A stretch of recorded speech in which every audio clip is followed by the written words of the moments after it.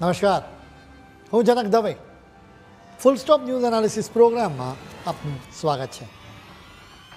ગુજરાતના રસ્તાઓ પર લાપરવાહીની ઉલ્કા ત્રાટકી અને ભૂવા પડી ગયા.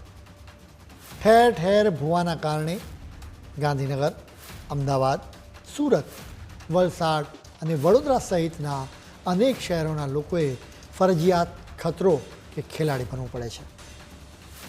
અમે તમને આ ભૂવા પડવાના કારણો જણાવીશું. હવે બીજા એક મુદ્દાની વાત.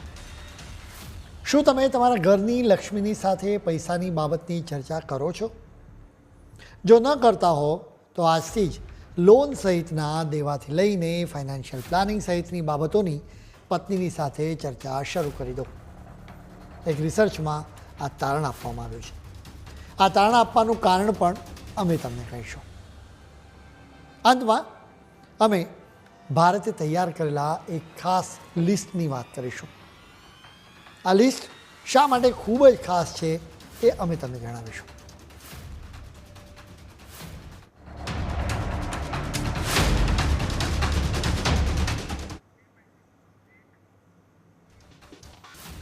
ગુજરાતમાં ચોમાસાની સાથે જ એડવેન્ચરની સિઝન પણ શરૂ થઈ ગઈ છે.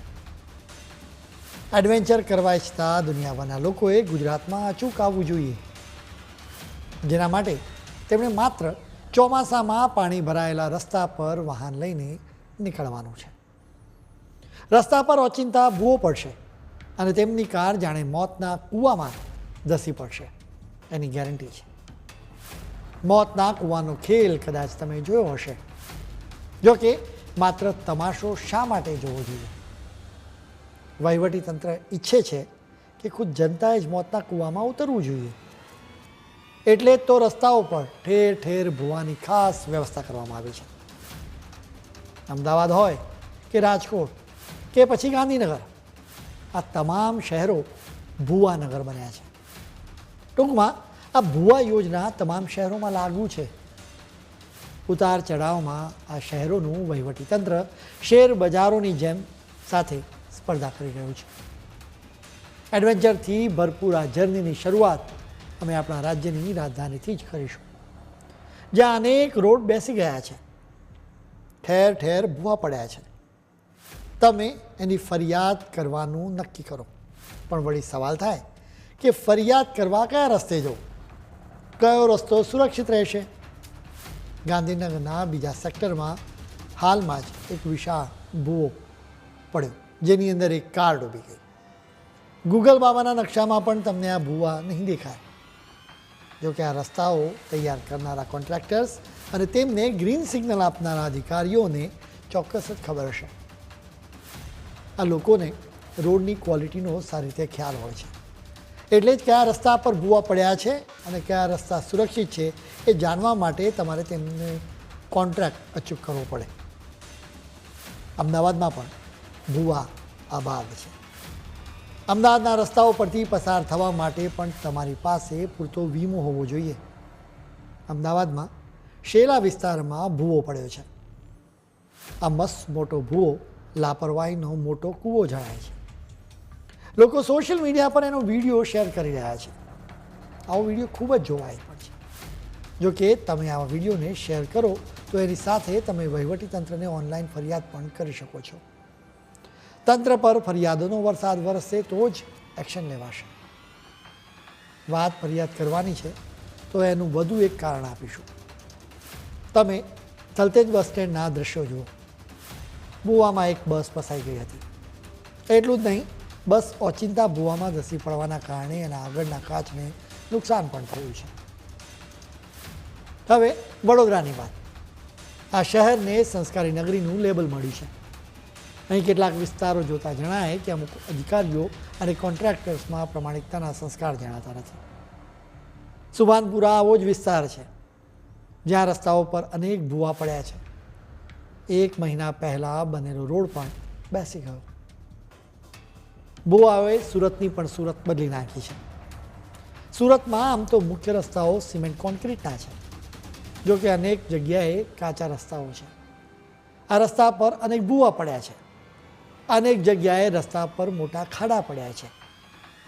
રસ્તા પર મોતના કૂવા જેવા ભૂવાની બાબતમાં વલસાડ પણ મોટા શહેરોની સાથે હરીફાઈ કરી રહ્યું છે. અહીં એક રોડ પર ટ્રેક્ટરનું ટ્રેલર ફસાઈ ગયું, જેને બહાર કાઢવા માટે ભારે મહેનત કરવી પડી હતી. આ ટ્રેક્ટર વાસ્તવમાં આરોગ્ય શાખાનું જ હતું. એ સિવાય પણ બીજા અનેક રસ્તાઓ પર વાહન ચાલકો ફસાયા હતા. ભૂવા પડ્યા એટલે સ્વાભાવિક રીતે લોકો નારાજ થાય. ગુજરાતમાં અનેક જગ્યાએ લોકોએ વિરોધ પણ વ્યક્ત કર્યો. લોકો વહીવટીતંત્રની પ્રી મોન્સૂન કામગીરી સામે સવાલ ઉઠાવી રહ્યા છે. સૌથી મોટો સવાલ એ છે કે ખરાબ રસ્તાઓ બનાવનારા કોન્ટ્રાક્ટર્સની વિરુદ્ધ શું કાર્યવાહી થશે? તમે કાર્યવાહીની આશા રાખી શકો છો. હવે અમે તમને જણાવીશું કે આખરે ભૂવા કેમ પડે છે. અધિકારીઓ અને કોન્ટ્રાક્ટર્સના ગજવા ઊંડા થયા હોવાના કારણે જ ભૂવા પડ્યા હોવાનું જણાય છે. કાગળ પર બતાવાતું મટીરિયલ્સ અને રસ્તા પર એકચ્યુઅલમાં ઉપયોગમાં લેવામાં આવતું મટીરિયલ્સમાં ફરક હોઈ શકે છે. એટલે જ ભ્રષ્ટાચાર જીવ પણ લઈ શકે છે. મસ્ત મોટા ભૂવા સિવાય રસ્તાઓ પર ઠેર ઠેર ખાડા પડે છે. સવાલ એ છે કે નવા નક્કો રસ્તાઓ પર ભૂવા અને ખાડા કેવી રીતે પડી શકે? અધિકારીઓએ એનો જવાબ આપવો જ જોઈએ. દર વર્ષે મહાનગરપાલિકા રોડ રિસર્ફેસિંગના નામે કરોડો રૂપિયાનો ખર્ચ કાગળ પર બતાવે છે. રસ્તો હંમેશા માટે દુરસ્ત કરવાના બદલે માત્ર રસ્તા પર સિમેન્ટ કોન્ક્રીટ પાથરી દેવામાં આવે છે. વળી એનાથી સોલ્યુશન આવતું નથી. એટલા માટે દર વર્ષે રિસર્ફેસિંગની કામગીરી થતી રહે છે, જેના કારણે રોડની ઊંચાઈ તો વધતી જાય છે, પરંતુ એની આસપાસની સોસાયટીઓનું રોડથી લેવલ નીચું થઈ જાય છે, જેના કારણે આ સોસાયટીઓમાં પાણીનો ભરાવો થઈ જાય છે. અધિકારીઓ એક રીતે તેમને સ્વિમિંગ પુલની ભેટ આપે છે. કોણ કહે છે કે ઓલિમ્પિક્સ માટે ગુજરાતમાં ગંભીરતાથી ખેલાડીઓ તૈયાર કરાતા નથી? ગુજરાતમાં મહાનગરપાલિકાઓના અધિકારીઓએ ભાવિ સ્વિમર્સ તૈયાર કરવા માટે જાણે કમર કસી છે. ભૂવા પડવા માટેનું સૌથી મોટું કારણ પાઇપલાઇનમાંથી લીકેજ જણાય છે. શહેરોની મહાનગરપાલિકાઓનું હજારો કરોડ રૂપિયાનું બજેટ હોય છે. વળી પ્રી મોન્સૂન કામગીરી માટે પણ કરોડો રૂપિયા ખર્ચાય છે. જોકે પ્રી મોન્સૂન કામગીરીમાં પાઇપલાઇનમાંથી લીકેજ થાય છે કે નહીં એ ચેક કરવા માટે તસ્દી લેવાતી નથી.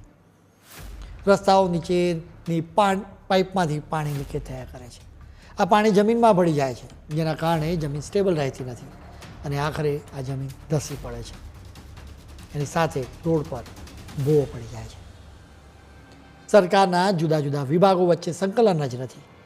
ક્યારેક વીજ વિભાગનો સ્ટાફ ખોદકામ કરી જતો રહે, પછી એ ખાડો એ જ સ્થિતિમાં રહે છે. વળી ટેલિફોનથી લઈને ગેસ પાઇપલાઇન સુધી એમ જુદા જુદા કારણોસર ખોદકામ થયા જ કરે છે. આ ખોદકામ પછી રોડને પૂરવા માટે તસ્દી કે તકેદારી લેવામાં આવતી નથી. શહેરોમાં ભૂવાની સમસ્યા માટે કંઈક અંશે લોકો પણ જવાબદાર છે. શહેરોમાં અનેક જગ્યાએ ગેરકાયદે બાંધકામો ઊભા કરી દેવામાં આવે છે, જેના કારણે પાણીના નિકાલની સમસ્યા પણ રહે છે. આ ગેરકાયદે બાંધકામો કરનારાઓને સારી રીતે ખ્યાલ છે કે તેમને કોઈ જ પ્રોબ્લેમ નહીં થાય. હવે પહેલાં જ કહ્યું એમ અધિકારીઓના ગજવા પણ ઘણા ઊંડા છે, જેમાં લાંચની ખાસી રકમ સમાઈ શકે છે. ભૂવાની સમસ્યા માટે પાઇપલાઇનમાંથી લીકેજથી લઈને ખોદકામ જેવા અનેક કારણ હોઈ શકે છે. જોકે એનું એકમાત્ર ઇલાજ પ્રામાણિકતા છે. હવે પ્રામાણિકતા એક એવી કડવી દવા છે કે જે કોઈ પણ અધિકારી લેવા જ નહીં છે. તો પછી ઇલાજ કેવી રીતે કરવો? જનતાએ આક્રોશ અને વિરોધ પ્રદર્શનનું ઇન્જેક્શન આપવું પડશે. મારી કાર ભૂવામાં નથી પડી તો હું શા માટે વિરોધ કરું? આવી માનસિકતા જરાય યોગ્ય નથી. ભૂવા પર કોઈનું નામ લખાયું હોતું નથી, એમાં કોઈ પણ પડી શકે છે. રસ્તા પરના હોલ એટલે કે ભૂવાની અમે વાત કરી. હવે અમે ગજવાના હોલની વાત કરીશું, પરંતુ અત્યારે સમય છે એક બ્રેકનો.